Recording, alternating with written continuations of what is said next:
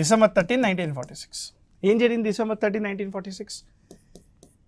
జవహర్లాల్ నెహ్రూ గారు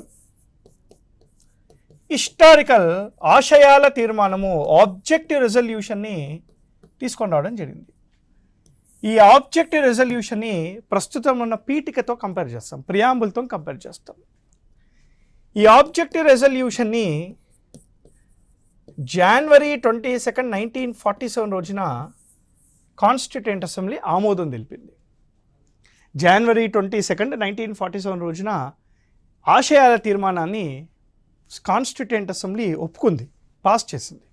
ఈ రెజల్యూషన్ ఒప్పుకుంది. దీన్ని మనము ప్రస్తుతానికి ప్రియాంబుల్తో కంపేర్ చేస్తాం. This is compare to preamble. July 22, 1947 national flag designed by Pingali Venkayya is adopted by the constituent assembly.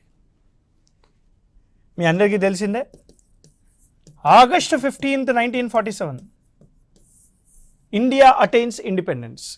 ఇంకా రాజ్యాంగం లేదు, కాన్స్టిట్యూయెంట్ అసెంబ్లీ అందుకే కంటిన్యూ చేశారు.